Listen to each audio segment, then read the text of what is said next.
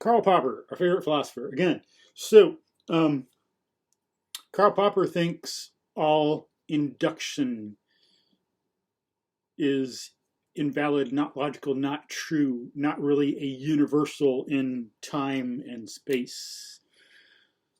Really, those things are just psychological regularities. But notice there's a contradiction. It's important to think about what someone's actually stating and what that encompasses. What are all the concretes? If we look at how we really form generalizations and concepts, we can get ideas that can help us analyze these other things. So when we really form a concept or generalization, when we look at how we actually do the process in reality, not the nonsense that Hume and Popper talk about, the mistakes they unfortunately make, it's not difficult. I sure the hell didn't figure it out on my own. It's not obvious. But we form a generalization in a context. Just as I've said, and other people have said, some people, not enough, but when Newton formed his theories, it's in a certain context with certain kinds of things, like more on the macroscopic level, nothing really small. They didn't know the atomic theory yet. He didn't have that to bring in and think about in his theory. And it's only going so fast. So it's valid in there. Those are the concrete things we got to think about to see what are they all like. How do we generalize with them? Claiming that Newton's overthrown because of the atomic theory is ludicrous because it doesn't even apply to the atomic theory on the atomic level and all that, or subatomic theory. It wasn't even in his thinking. Or going near the speed of light. Even, if you look at what Einstein himself said, people who don't know what they're talking about think Einstein showed Newton's wrong. No. Look at what Einstein said. Einstein says everyone built on Newton. If I remember, I'll put the quote in the description field. I put it in other stuff. I've talked about it before. But Einstein got what Newton did and saw what in that can we generalize to a broader context, more things going faster, things at different levels. So that's what we do when we're forming concepts and generalizations. We got things we're looking at, just like no one ever says the Pythagorean theorem, it doesn't apply to all triangles. What the hell can we do? It's like we've gone beyond it. It's been shown to be false. Euclid showed it false. There's polygons. It doesn't work. No, that's ludicrous. No sane person does that ever. The Pythagorean theorem applies to certain things, only those, nothing more, nothing less. Any sensible person knows that. And no one says it's wrong because it doesn't apply to other triangles or to polygons, at least no one rational and reasonable and in their senses. Same thing with like Newton. It applies to those things in that context, 100% absolute. But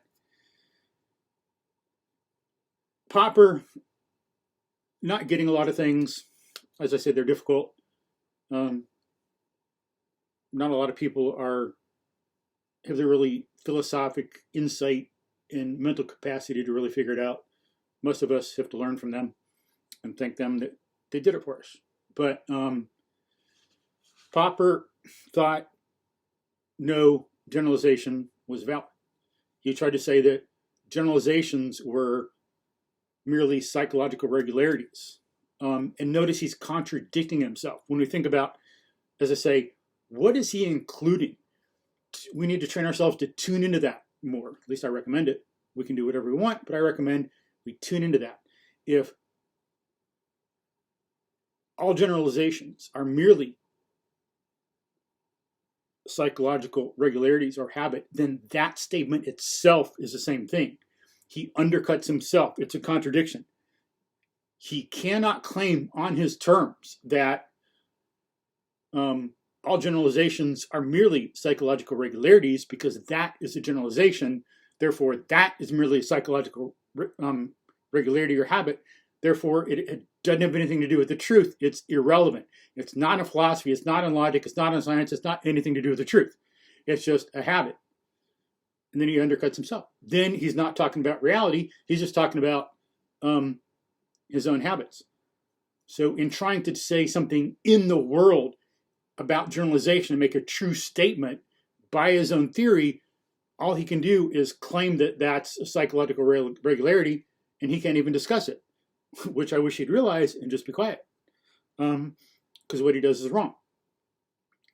It's unfortunate.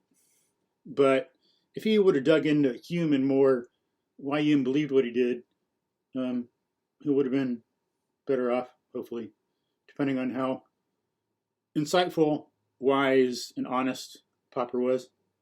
But that's the thing to look for. So that's one thing that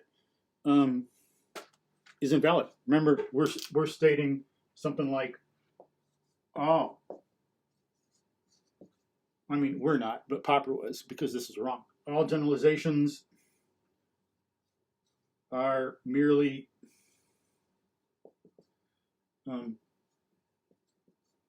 psychological regularities. That's a generalization. Everything of that kind. Or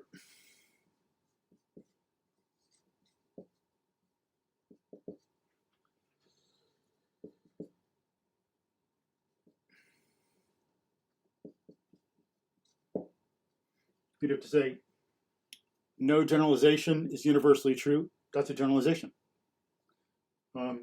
So he's contradicting himself, and he's saying that these don't have anything to do in the realm of logic. We can't prove them. They're not true. It's just a psychological regularity.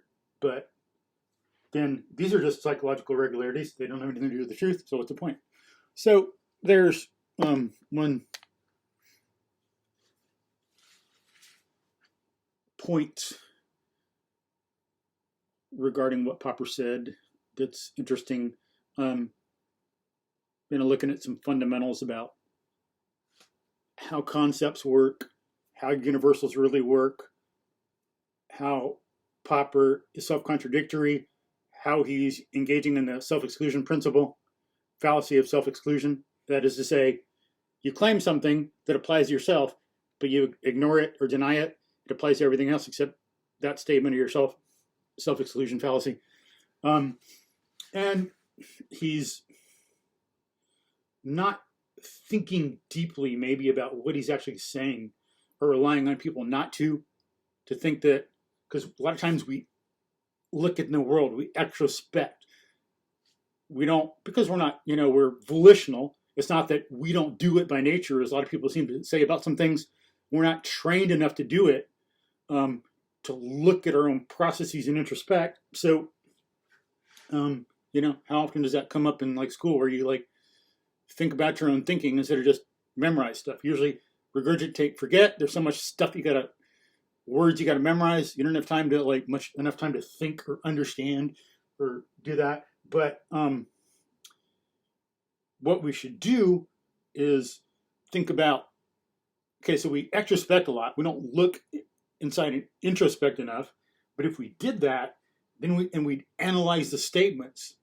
How does a statement relate to reality? What is included in it? Then this stuff would be clear. And because he's relying on people, and maybe himself, not to do this, then people kind of mistakenly believe it, fall for it, don't think about this deeply enough, stuff like that. But then we see it's clearer that it's not philosophy. It doesn't make sense. It's self-contradiction. It doesn't have anything to do with the world. It's not true. And then he's using generalization. He's using it implicitly. He's saying all things are like this. Oh, but they're just regularities. He's engaging in this contradiction, trying to steal a concept, trying to deny universals, but use them too. So, food for thought. Peace. Thank you.